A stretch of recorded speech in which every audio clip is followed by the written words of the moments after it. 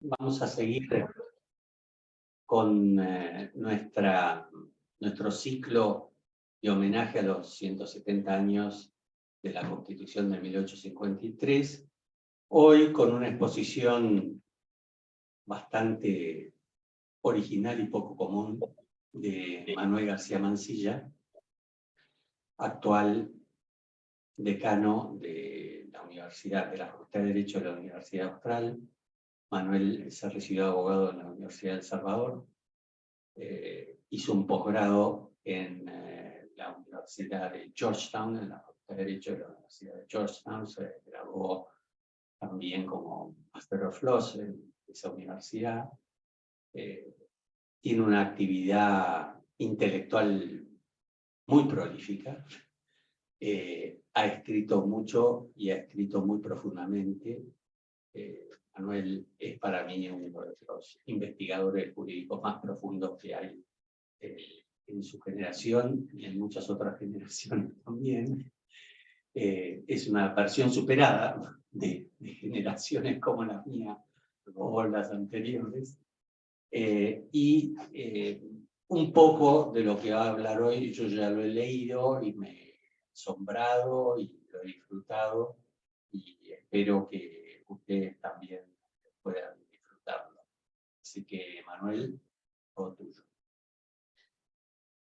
Bueno, buenas tardes. Muchas gracias Alberto por la muy generosa presentación y también por la invitación para participar de este acto en conmemoración de un nuevo aniversario de la sanción de nuestra Constitución. Efectivamente, el pasado 1 de mayo se cumplieron 170 años de la sanción de la Constitución Nacional.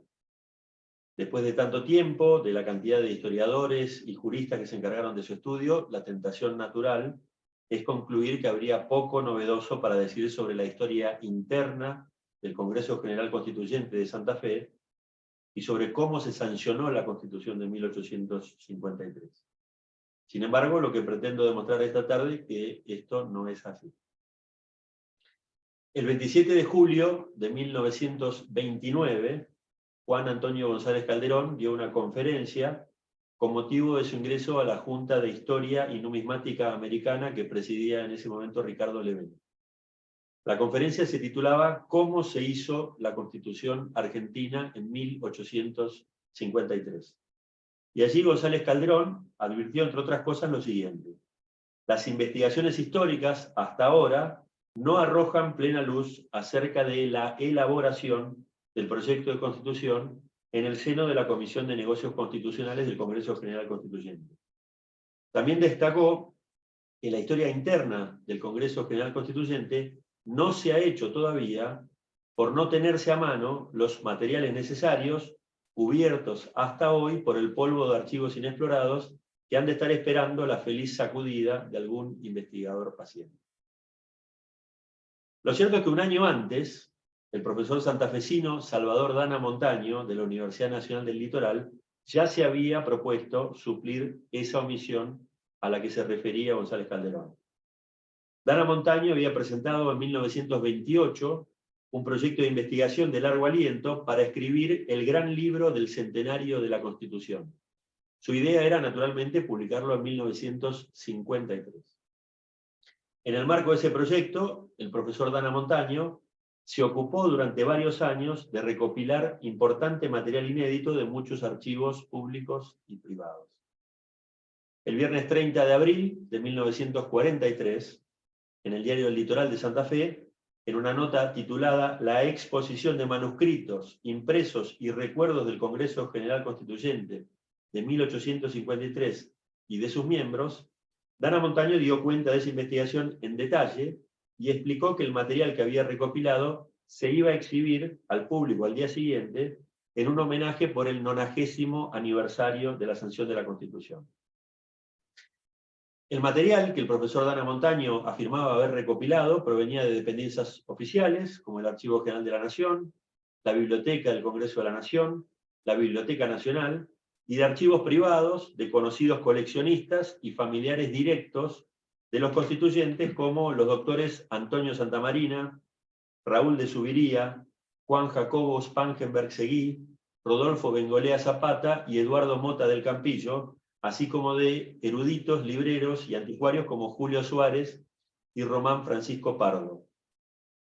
El 29 de mayo de 1943, Dana Montaño dio una importante conferencia titulada La Constitución de 1853 y sus autores e inspiradores, publicada luego por el Instituto Social de la Universidad Nacional del Litoral. En esa conferencia, luego de destacar el valor pedagógico que tiene la historia, Dana Montaño citó por primera vez parte de la correspondencia inédita entre Juan Bautista Alberdi y Juan María Gutiérrez. En especial, las cartas que Alberdi le envía desde Valparaíso a Gutiérrez con la primera y segunda edición de las bases, que son las de fecha 8 de julio, 15 de agosto, 7 de septiembre y 19 de septiembre de 1852.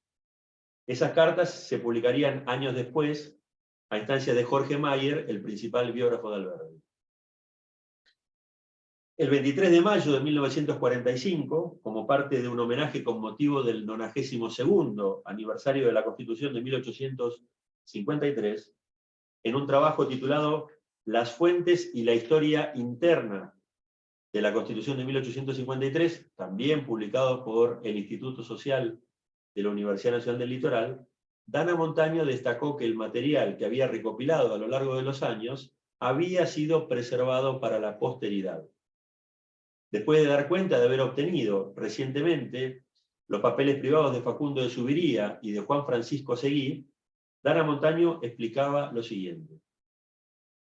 Todos estos documentos y muchos más, como los suministrados por los herederos de los constituyentes Zapata, del Campillo, Zavalía, y los que forman parte de los archivos de Urquiza, del Carril y Gorostiaga, que paran actualmente en diversos archivos públicos y privados, han sido reproducidos fotográficamente para este trabajo mediante un procedimiento especial que permite su conservación indefinida y su reproducción ulterior fiel y nítida, que asegura incluso el peritaje caligráfico, si fuera menester, en caso de extravío o pérdida del original, para comprobar su autenticidad, como se puede apreciar en la exhibición que realizamos hoy de algunos ejemplares en el hall de acceso a este paraninfo de la Universidad Nacional del Litoral.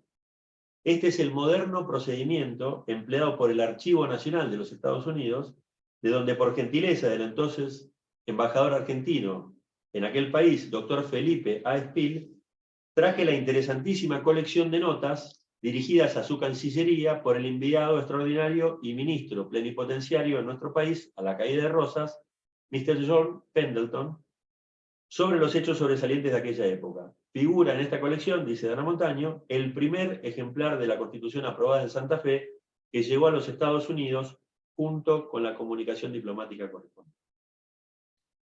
Para mostrar la importancia del material inédito que había podido recopilar a lo largo de los años para este proyecto de investigación, entre muchas otras, el profesor Dana Montaño transcribe en esos trabajos partes de cartas privadas como las siguientes. Primero, carta del 31 de mayo de 1853 de Salustiano Zavalía a su primo Vicente Gallo. Allí el convencional tucumano afirma lo siguiente.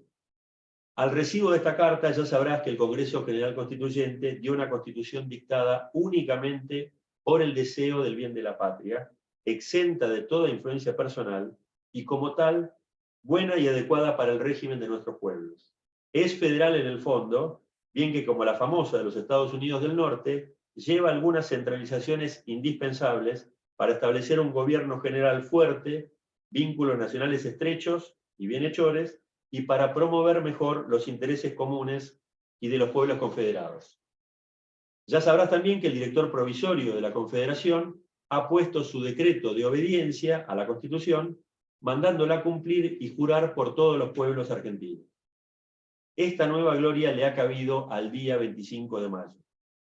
Pero quien se ha conquistado una gloria inmortal es don Justo José de Urquiza, ha desempeñado heroicamente el arduo compromiso que contrajo con la patria, enarbolando la bandera de insurrección contra Rosas, prometió a los pueblos una constitución liberal que llenara sus necesidades y que emanara de su libre voluntad, expresada por sus genuinos representantes, y lo ha cumplido a través de formidables dificultades.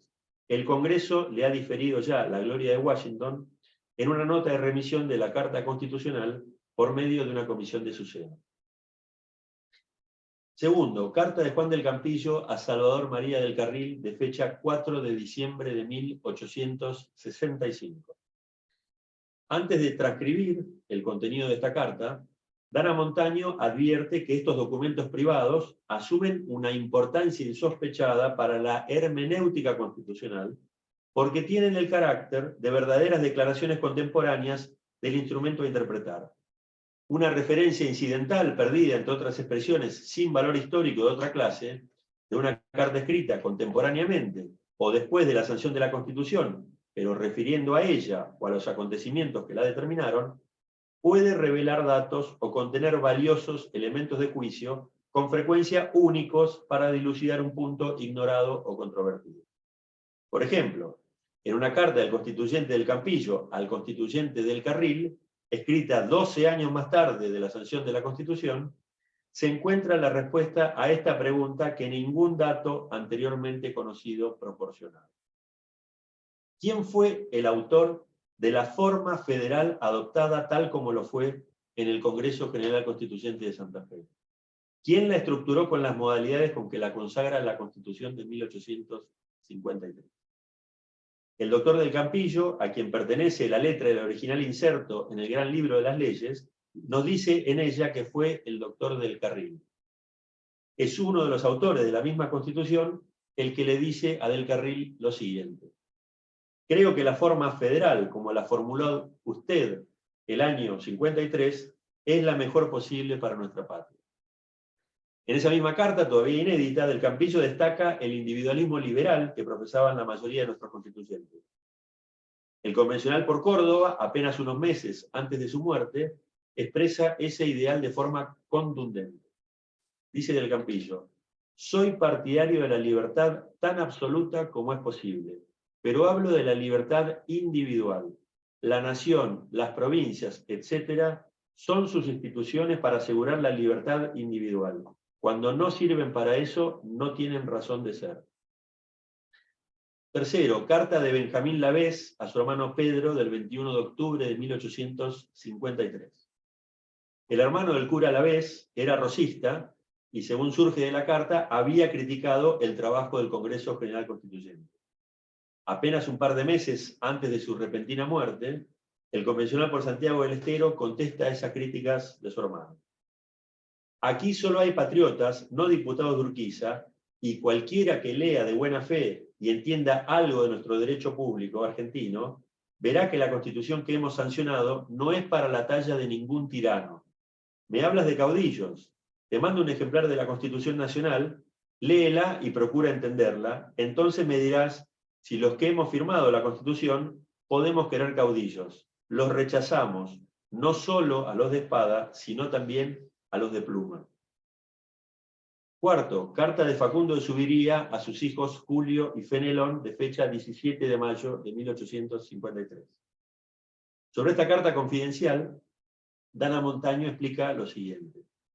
Es un punto no aclarado debidamente por quienes se han ocupado del mismo, por qué después de hallarse prácticamente en receso el Honorable Congreso General Constituyente, casi 2 meses, desde fines de febrero hasta el 18 de abril del 53, en cuyo lapso solamente se realiza la sesión del 22 de marzo, inesperadamente se introduce en la citada sesión de abril el proyecto de Constitución y el correspondiente informe de la Comisión de Negocios Constitucionales, y se inicia su discusión en la forma de todos conocida en la sesión del 20 del mismo mes, para concluir su aprobación en particular en medio de las mayores dificultades y de la situación más crítica para el Congreso en 10 laboriosas reuniones el 30 del mismo mes y año. La respuesta está dada en gran parte por una carta inédita hasta ahora del mismo presidente del Congreso, doctor de Subiría. Lleva fecha 17 de mayo de 1853 y va dirigida a sus amados hijos Julio y Fenelón. Esta carta, dice Dana Montaño, que en su transcripción a máquina ocupa 15 fojas a un espacio, es una verdadera crónica íntima de la discusión del proyecto de Constitución. ¿Qué pasó con este proyecto de investigación del profesor Dana Montaño? Lamentablemente no pudo completar su obra luego de la intervención de la Universidad Nacional del Litoral a mediados de 1946, y el proyecto del Gran Libro del Centenario quedó trunco. Ahora, ¿qué pasó con ese material tan importante que había recopilado y que, según presumo, fue microfilmado entre fines de 1930 y 1945? ¿Con quién compartió la noticia de su existencia? ¿Quién hizo el trabajo de reproducción fotográfica de todos esos documentos? ¿En qué lugar están los originales de esos archivos privados microfilmados? No encontré pistas en ninguno de los numerosos trabajos posteriores publicados por el profesor santafesino. Tampoco tuve suerte hasta ahora en los varios intentos que hice por averiguar su paradero, incluida una nota que publiqué hace algunas semanas en el diario El Litoral de Santa Fe. Intenté durante varios meses localizar a algún pariente del doctor Dana Montaño, que falleció en 1992. Mi intención era verificar si todavía se conservaba su archivo personal. Tal vez allí hubiera una copia de ese material. Después de varios intentos, pude dar finalmente con uno de sus nietos, que actualmente se desempeña como coordinador académico de una carrera universitaria en la Universidad Tecnológica Nacional en la provincia de Santa Fe. Fue una conversación emotiva en la que lamentablemente me confirmó que el archivo personal del profesor Dana Montaño se prendió fuego durante un robo a fines de la década del 80. Su nieto me confirmó el impacto que produjo esa pérdida en el profesor santafesino. De hecho, me dijo que a partir de ese día el profesor Dana Montaño se apagó. Debo confesar que en algún momento llegué a dudar de que lo que comentaba el profesor Dana en sus trabajos fuera cierto. ¿Cómo podía ser que solamente él hubiera conseguido y mencionara ese material tan importante? ¿Cómo es que ningún otro colega continuó o dio a conocer esos trabajos de recopilación de esos archivos? Sin embargo, la primera confirmación que tuve de que mis dudas eran completamente infundadas fue cuando conseguí que un descendiente de la familia de Zuviría me compartiera parte de la correspondencia inédita de quien fuera el presidente del Congreso General Constituyente de Santa Fe, incluyendo la carta confidencial que mencioné recién, el 17 de mayo de 1853. En los próximos días voy a publicar un estudio detallado de esas cartas y voy a incluir un anexo con la transcripción de todo el material inédito referido a la Convención de Santa Fe que pude conseguir hasta ahora. A modo de brevísimo resumen, les adelanto lo siguiente. La revisión de esas cartas del presidente del Congreso General Constituyente de 1853 muestra que dentro del seno de la Convención había una desconfianza muy marcada entre distintos sectores. De hecho, Zuviría acusó a varios de los convencionales constituyentes de estar detrás de los acontecimientos que habían llevado al conflicto armado en la provincia de Buenos Aires después de la revolución del 11 de septiembre de 1852, que se produce apenas Urquiza abandona la provincia de Buenos Aires para viajar a Santa Fe a inaugurar el Congreso General Constituyente. Esa revolución del 11 de septiembre que llevó a Valentín Alsina al poder implicó, entre otras cosas, desconocer la firma del Acuerdo de San Nicolás por parte del gobernador Vicente López, así como el inmediato retiro de los individuos que llevan el nombre de diputados de la provincia de Buenos Aires. También la decisión de que la provincia no reconocía ni iba a reconocer ningún acto de los diputados reunidos en Santa Fe, debido a que emanaban de una autoridad nacional convocada e instalada indebidamente, decisión que fue tomada en la Sala de Representantes en las tumultuosas sesiones del 19 y 20 de septiembre de 1852. La oposición de un importante sector de Buenos Aires a la sola posibilidad de que se sancionara una constitución llegó al extremo de querer hacer una campaña militar al litoral para impedir el trabajo del Congreso General Constituyente. De hecho, el gobernador Alsina le proponía al general Paz ingresar con sus tropas en Santa Fe y desbandar la Convención Constituyente. Esa es una de las razones que llevó a la posterior revuelta del coronel Hilario Lagos a principios de diciembre de 1852, que dio lugar después al famoso sitio de Buenos Aires. En ese marco, el 25 de enero de 1853, Zuviría escribe desde Santa Fe a sus hijos Julio y Fenelón y defiende la moción de paz que hizo en la sesión secreta del 30 de noviembre de 1852 en el Congreso General Constituyente para pedir que se invitase a la provincia de Buenos Aires a venir a ocupar su lugar en el Congreso Constituyente. Zuviría les dice a sus hijos lo siguiente: voy a deciros rápidamente lo que ocurrió en aquella moción que os mandé sobre mediación. Me entorpecieron presentarla desde el 25 hasta el 30 de noviembre. Esa noche la llevé al Congreso a presentarla. Noticiosos de mi resolución de presentarla, los que esperaban o habían fraguado la sangrienta Revolución de Lagos, con lo que creían concluido todo lo de Buenos Aires, no pudiendo conseguir que yo desista de mi idea, pidieron sesión secreta, sedujeron a la mayoría del Congreso y en sesión secreta, que hoy ya es pública, me ordenaron que no la presente, mandaron a los secretarios que no reciban cosa alguna y prohibieron toda idea, toda expresión de paz.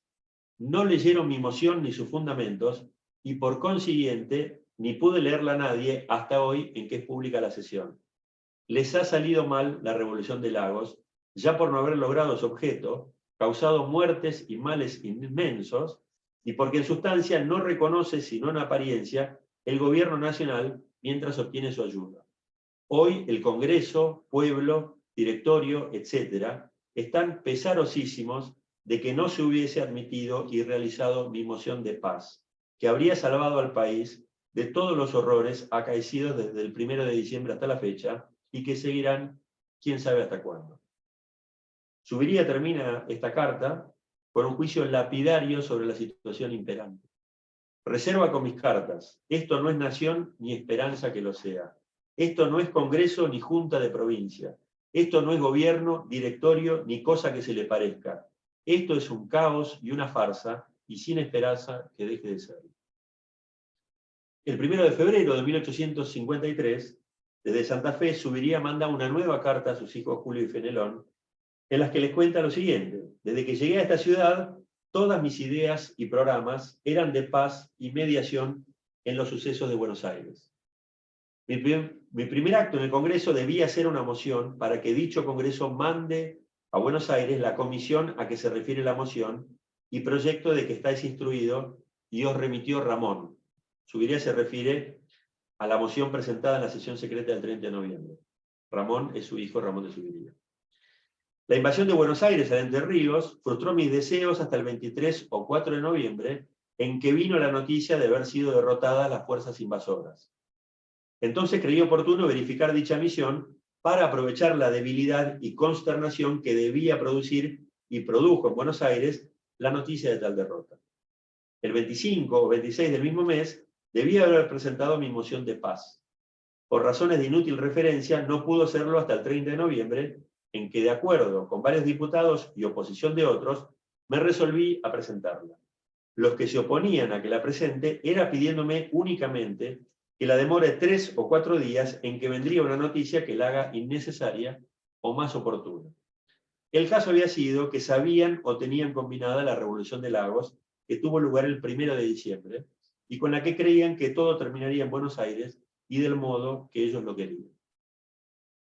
Zuviría continúa con un relato de la moción que presentó el convencional por la provincia de San Luis, José Adeodato de Gondra, en la sesión del 30 de diciembre de 1852, para que el Congreso General Constituyente designara 2 convencionales para una misión de paz en Buenos Aires. Zuviría aclara que esa moción se presentó 30 días después de la sesión secreta del 30 de noviembre, debido a que allí se había votado una prohibición de hacer mociones similares durante un mes.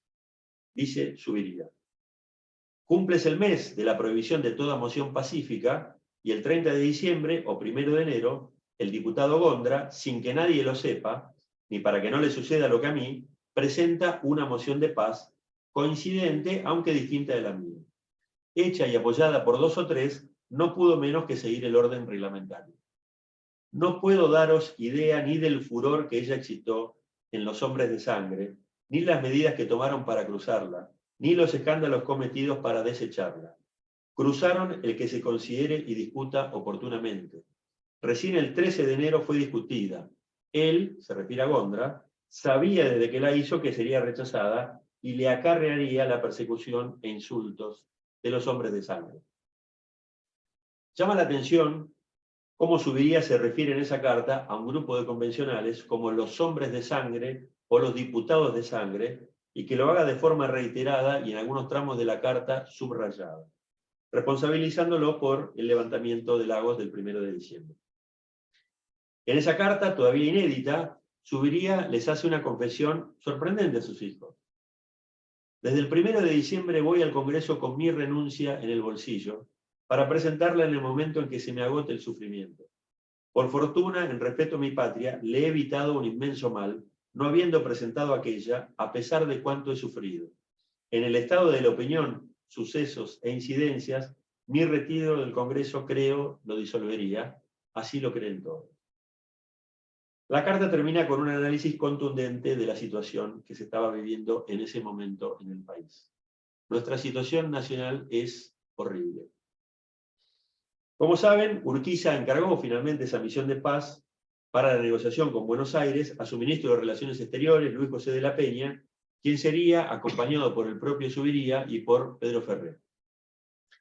La gestión de paz terminó siendo un fracaso. El proyecto de tratado firmado el 9 de marzo de 1853, que permitía que Buenos Aires enviara hasta 10 diputados al Congreso Constituyente, fue rechazado de plano por Urquiza, quien decidió sumarse a las fuerzas de Lagos a fines de marzo de 1853. El 9 de abril de 1853, ya de regreso a la ciudad de Santa Fe, Zuviría envía una nueva carta a sus hijos, en la que defiende su actuación durante la misión de paz. Allí les explica lo siguiente: aunque yo no veo al país en estado de darle constitución, ni creo que sea observada la que se le diere, sin embargo, la mayoría de los diputados está resuelta a darla, sea cual fuere su éxito, ya sea por cumplir la misión que tiene de los pueblos, o por liberarse cuanto antes de este infierno, y de cargar sobre sí la responsabilidad de la situación, en que no tiene parte ni les es dado mejorarla. La carta que sigue es la de 17 de mayo de 1853, a la que se refería Dana Montaño. Es una extensa carta confidencial y trata varias cuestiones importantes referidas al Congreso General Constituyente. Voy a mencionar solamente algunas de ellas.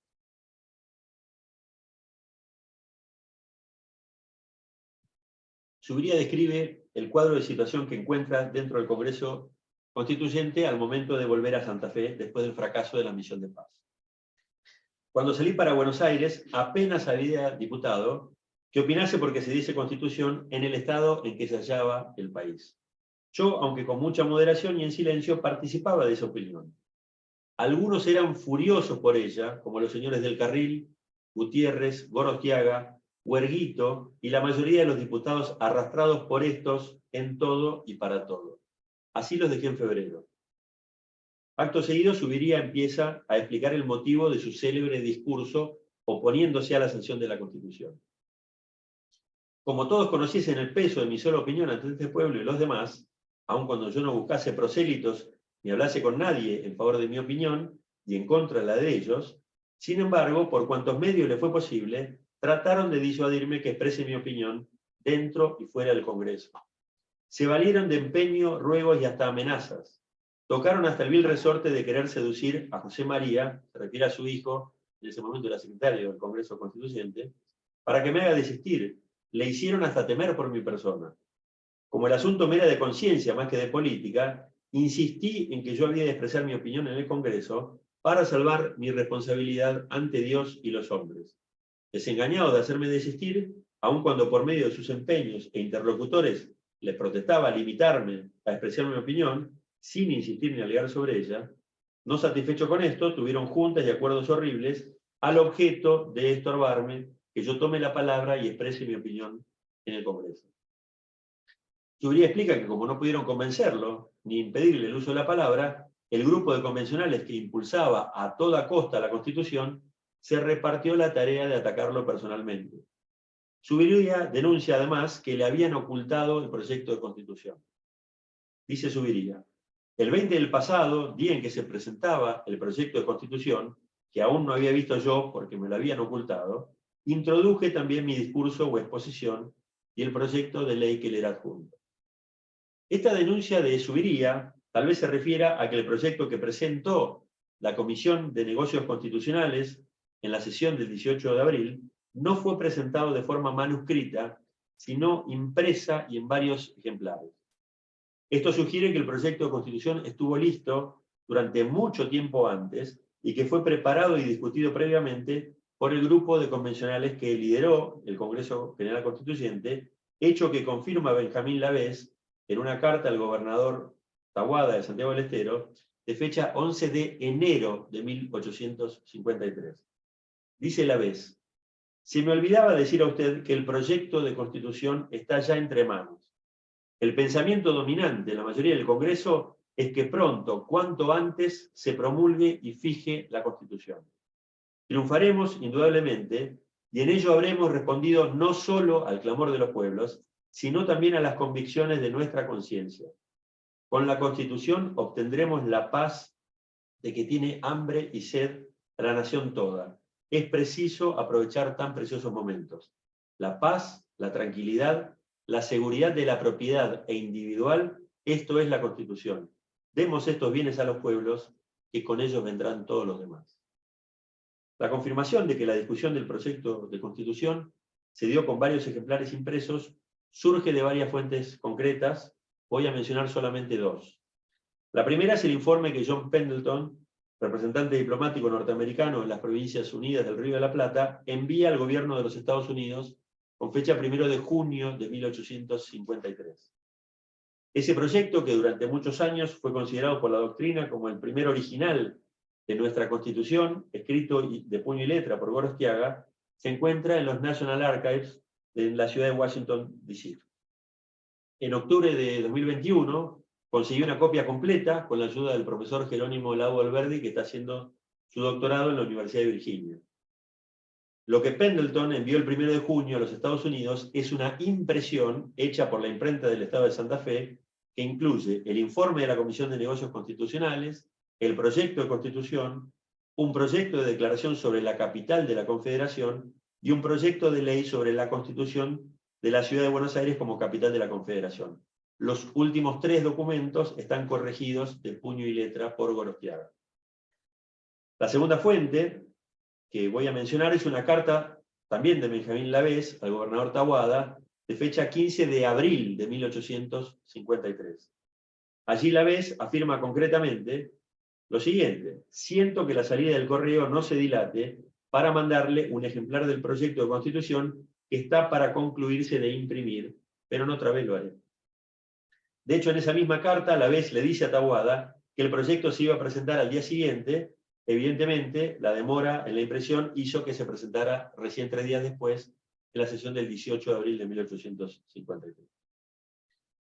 Volviendo a la carta confidencial de Zuviría, después de quejarse de que el grupo dominante de convencionales le hubiera ocultado el proyecto de Constitución, cuenta el impacto que produjo en estos la lectura de su discurso oponiéndose a la sanción de la Constitución. Dice Zuviría: entre estos, el que me trató con más piedad, como era natural, fue mi ahijado Huerguito, que solo me dijo anarquista como hombre, traidor como argentino, perjuro como diputado y payaso de rosas. Continúa el relato diciendo que después me entregaron a la cortante cuchilla del cándido y energúmeno clérigo Lavés. Lo menos que a gritos descompasados y con las más impropias acciones me dijo este pobre hombre fue que yo quería darles un dictador, un segundo Rosas que anule en un día todos los sacrificios que él y sus compañeros habían hecho durante 42 años por la sacrosanta libertad, que no lo permitirían, e insistía sobre lo que a él le costaba la libertad, lo que había hecho por ella, etcétera, etcétera. La frustración de Zuviría lo lleva a repetir su juicio lapidario sobre el Congreso General Constituyente de Santa Fe. No he visto un congreso, una junta de provincia, un cuerpo colegiado más escaso de luces de probidad y decencia que el que me ha cabido presidir y el que mi patria me ha obligado a venir. Este sacrificio me faltaba hacerlo. Después de referirse en esa carta a la heroica oposición de los convencionales Pérez, Centeno, Leiva y Ferré a los artículos de capitalización, rentas y religión, no tanto en la sustancia, dice Zuviría, como en la forma u oportunidad de ellos, el convencional por Salta critica la velocidad con que se aprobaron los artículos del proyecto de Constitución a instancias del grupo de convencionales que dominó efectivamente el Congreso General Constitución. Dice Zuviría: la mazorca había acordado que, presentado el proyecto de Constitución, al primero que vertiese oposición a una sola coma se le fuesen todos encima, sin reparar en sarcasmo e insultos de todo género, para expulsarlos o intimidarlos desde el principio. Lo cumplieron religiosamente. El primero al que insultaron fue a mí. Me impusieron silencio, mas como presidente tenía que presidir no la discusión, pues no la había, sino la votación. Zuviría continúa con el relato de la aprobación del proyecto de Constitución, observando lo siguiente. El 30 de abril terminó la sanción de todo para firmar la Constitución el 1 de mayo, que ha sido su objeto para halagar al general Urquiza. Resolvieron hacerlo sin que se hubiesen leído y aprobado las actas. Algunos diputados protestaron contra esto, diciendo que no firmarían la Constitución sin previa lectura y aprobación de las actas, que sería nula la Constitución, etcétera, etcétera. La mazorca tuvo que ceder a esta exigencia y se ordenó que reunidos temprano a las 9 o 10 de la mañana del día 1, se procediese a la lectura y aprobación de todas las actas, que contenían como 100 fojas. Concluida esta a las 4:30 de la tarde, sin que yo me hubiese movido de mi asiento en más de 6 horas, porque habría sido un crimen para eso sus señorías, y hubieran atribuido mi descanso a oposición o retardo de la Constitución, se empezó a firmar a esa hora. Termino mi revisión de una parte de la carta de Zuviría con la vívida descripción que hace sobre cómo fue el momento de la firma de la Constitución. Zuviría relata que, apercibidos, dice, quizá también de mi profundo silencio, o solemnizado con una profunda resignación a hacer como presidente cuanto disparate ellos sancionaban, constituyéndome, como lo había hecho en humilde instrumento de sus caprichos soberanos, se amortiguaron o abatieron de tal modo que cada uno iba mustio a poner su firma y se volvía taciturno a su asiento. Mientras firmaban y apurándome la orina contenida por tantas horas, salí por un momento y me siguieron los diputados Seguí y Lavés a rogarme de por Dios que hable siquiera 4 palabras que alienten a esos hombres mustios, a ese pueblo taciturno y disgustado, con otras 1000 razones que eran otros tantos ruegos. Me resistí hasta que, abrazándome, me expusieron que mi solo silencio era un obstáculo a la aceptación de la Constitución, era un ataque a ella y traería males al país, que vea al fin que yo era el presidente de ese Congreso y su obra iba debajo de mi firma, etcétera, etcétera. No pudiendo resistir a esas insinuaciones y no queriendo oponer por mi parte un grano de arena a lo que la mayoría había sancionado, me decidí a hablar 4 palabras en el acto de que terminasen las firmas. Entré al salón cuando estas concluía y me afecté tanto del silencio y trascendencia de ese acto que, sin haber combinado una sola idea, rompí en el discurso del que os mando una copia sacada del acto. Lo pronuncié con tal vehemencia y en un tono tan patético que jamás discurso alguno mío, ni estudiado, ha producido un efecto igual. El pueblo de la barra y los diputados todos lloraron sin disfraz ni disimulo. Saltaron conmigo de sus asientos y aún no vertí la última palabra cuando sobre mí se lanzó todo el Congreso a abrazarme, a aplaudirme, a darme las gracias, a reconocer la nobleza y pureza de mi patriotismo, etc. La carta de Zuviría continúa con muchas otras impresiones interesantes que, por cuestiones de tiempo, dejo para exponer en otra oportunidad. ¿Qué opinar acerca de las críticas de Zuviría a los convencionales que eran furiosos por la Constitución? En una carta inédita que figura en el archivo de Vicente Fidel López, Alberdi le escribe a Juan María Gutiérrez desde Valparaíso el 30 de marzo de 1853. Alberdi cuestionaba al Congreso Constituyente por la demora en sancionar la Constitución. Dice Alberdi, ¿por qué retardan la Constitución? Esperar para dar la calle a paz es esperar que pase la enfermedad para aplicar el remedio. La Constitución, que por nada debe postergarse, debe darnos el gobierno fuerte que ha de poner remedio a los disturbios locales. El Congreso no debe distraerse en cuestiones locales. No es juez de paz llamado a componer rencillas domésticas. Su mandato se reduce a dar una Constitución y debe cumplirlo sin ocuparse de otra cosa ni hacer caso de las descargas de la guerra civil. El gobierno definitivo que ha de existir para la Constitución será el que ponga remedio a los males que el Congreso no pudo remediar, sino dando a la Constitución y estableciendo un gobierno poderoso por sus atribuciones y sus medios. Ese pedido de Alberdi fue cumplido en las jornadas que van desde el 18 al 30 de abril de 1853. Fue el furor por la Constitución que Zuviría denuncia en esta carta del 17 de mayo, el que hizo posible finalmente la sanción de nuestra Constitución Nacional.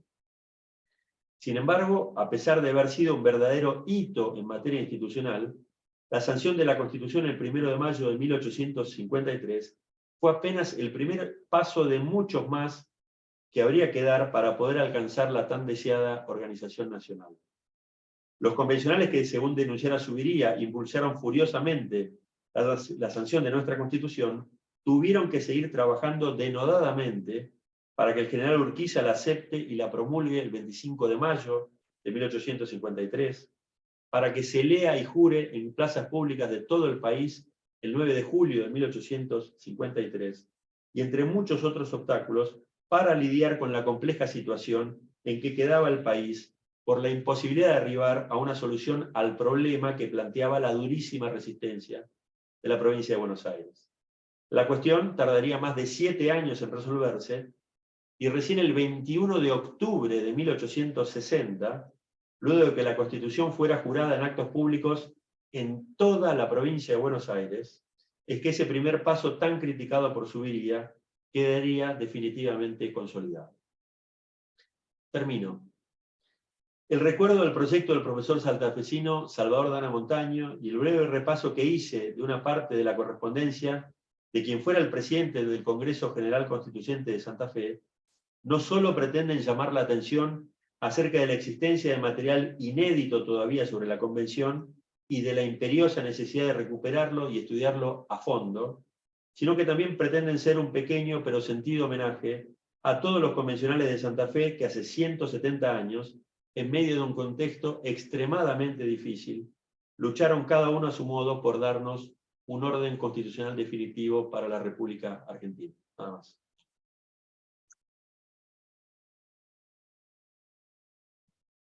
Muy bueno, Manuel.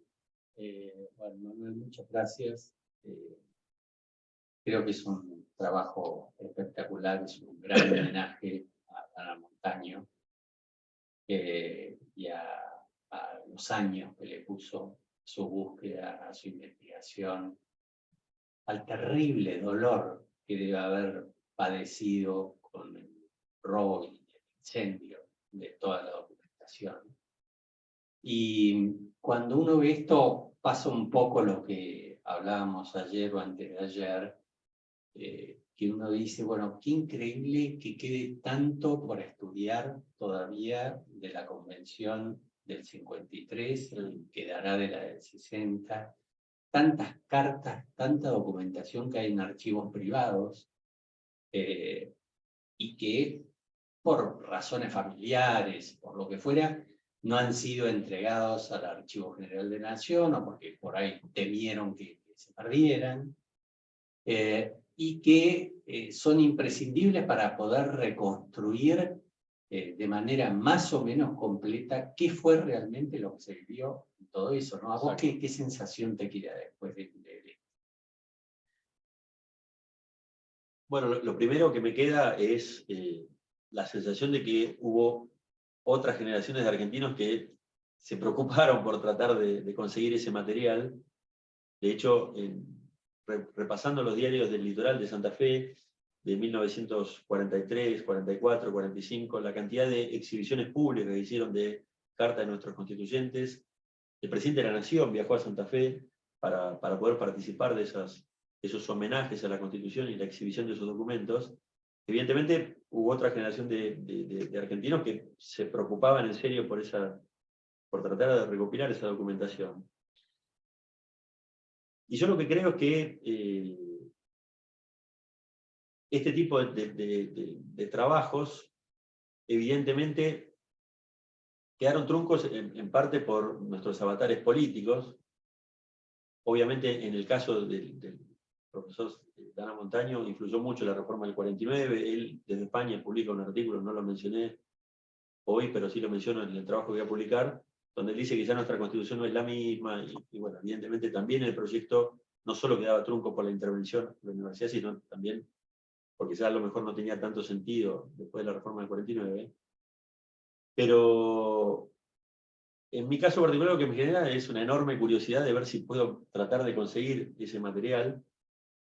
Y no solo pude conseguir los papeles de Subiría que mencioné, después de publicada la nota en el diario El Litoral, me escribieron desde la familia Spangenberg y me confirmaron que los papeles de Juan Francisco Seguí están en un instituto privado en Entre Ríos, en Gualeguaychú, el Instituto Mañasco.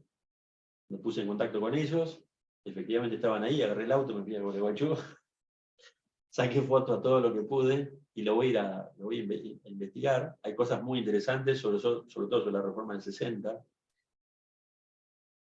Y bueno, lo que creo, Alberto, es que vale la pena hacer el esfuerzo por reconstruir todo lo que se pueda, porque realmente hay cosas muy interesantes. Yo recién mencioné el juramento de la Constitución el 9 de julio de 1853. Estoy tratando de hacer una investigación en todos los archivos de provincia para conseguir los registros de lo que fue esa fecha del juramento, a pesar de que, por ejemplo, nuestra Constitución, según describe Subiría, fue impuesta por un grupo muy chico de convencionales. Lo cierto es que el 9 de julio de 1853 se leyó en plazas públicas de todo el país, fue jurada de viva voz, y el registro que hay es de miles de personas a lo largo y a lo ancho del país, que después se completan con el del 21 de octubre de 1860 en la provincia de Buenos Aires, en donde también estoy tratando de hacer un relevamiento, y me doy con que la Constitución fue jurada por hombres y mujeres de todo el país, en la provincia de Buenos Aires, puntualmente. Y la verdad que te llama la atención cómo, a pesar de lo que era la época, fue un proceso intensamente participativo, ¿no?, para los estándares de la época. Yo creo que eso te aporta una luz diferente en un montón de cosas. Se me hizo un poco extensa la respuesta, pero en definitiva lo que a mí me genera es, por lo menos, un enorme entusiasmo por tratar de conseguir todo lo que pueda y ver si puedo convencer a algunas instituciones para que ellos me ayuden a poder hacer ese trabajo. Ahora me voy a ir a Santiago del Estero el 5 de julio. Se cumplen 200 años del nacimiento de José Benjamín Gorostiaga, nuestro principal redactor de la Constitución. Quiero ver si consigo documentación allá y bueno, trataré de hacer ese trabajo de hormiga. Y si no lo consigo, alguien deberá agarrar la posta. Y Gorostiaga tenía un vínculo con Seguí también, ¿no? Sí, sí. A ver, Gorostiaga, a pesar de ser santiagueño, vivió gran parte de su vida en la provincia de Buenos Aires, se recibió en la Universidad de Buenos Aires, y él fue el padrino de grado de Juan Francisco Seguí en 1846. Ese es básicamente, además de que obviamente fueron compañeros en la Convención Constituyente de Santa Fe en 1853 y también en la de 1860, los dos fueron también convencionales en 1860, pero puntualmente Gorostiaga fue padrino de lo que fue la carrera de grado de Juan Francisco Seguí. Una mente muy interesante. Cuando uno lee los dos, Gorostiaga ni hablar. Lo gracioso, acá hay dos personajes, por ejemplo, Gorostiaga y Seguí, que no publicaron nada, no escribían libros, artículos, sí dejaron su pensamiento en cartas privadas y en muchos documentos oficiales, sentencias de la Corte Suprema, discursos en las convenciones constituyentes, en el Congreso, etc. Pero en el caso puntual de Seguí, él tiene un debate con Bartolomé Mitre con motivo de la reforma de 1860 que es impresionante. Seguí publica en un lapso de apenas 8 meses más de 200 artículos en el diario El Nacional argentino, y algunos de esos artículos referidos a por qué Buenos Aires podía o no reformar la Constitución y cuál era el alcance de esas reformas, demuestran la mente de una persona con un pensamiento súper moderno. Me llamó la atención ver cómo escribe, súper directo, nada de dar vueltas, nada de floripondio, nada de cosas, y una mente con una lógica muy llamativa. Creo que tenemos mucho todavía por conocer. También hay muchos diarios que se publicaron durante un tiempo muy corto, y en esos diarios surgen algunas opiniones de algunos de nuestros constituyentes que vale la pena rescatar. Bueno, hay un trabajo enorme por eso. Sí, hay mucho trabajo para hacer de tu parte y de muchos que estarán viendo ahí y de mucha gente Sí, no joven. me dejen solo, ¿no? Sí, da para repetir el trabajo. Sí. Y lo que decís de seguir me hace acordar a unos cuantos de esa época, cuya característica central era que no era gente que había escrito mucho, por ahí escribían poco, pero cuando uno lee las pocas cosas que escribían, iban directamente al hueso, Sí. no daban vueltas. No. Eran gente básicamente práctica. Exacto. Y quizás eso pudo haber sido su formación en la Academia de Jurisprudencia. Todos ellos pasaron por la Academia de Jurisprudencia. Seguí, Gorostiaga, Alberdi, Juan María Gutiérrez. Y lo que se enseñaba en la Academia de Jurisprudencia era una suerte de posgrado que se hacía para poder ejercer la profesión ante los tribunales de Buenos Aires, y donde se ponía, la academia se llamaba Academia de Jurisprudencia Teórica y Práctica, y se ponía énfasis en el ejercicio de la profesión. La Academia de Jurisprudencia se creó en 1815 a instancia de la Cámara de Justicia de Buenos Aires. Por lo malo parece ser que eran los abogados que litigaban. Pero la crítica era no solo por el desconocimiento ocasional del derecho, sino por la abstracción con que presentaban los casos. Cómo se alejaban de bajar el caso, la teoría, a la práctica. Y de ahí que forman y propugnan la enseñanza esencialmente práctica. Bueno, muchas gracias, Manuel. Estuvo muy interesante esta exposición. Estamos esperando el artículo. Gracias a todos y nos veremos en nuestro próximo. Gracias. Chao. Buenas tardes, noches. Bueno.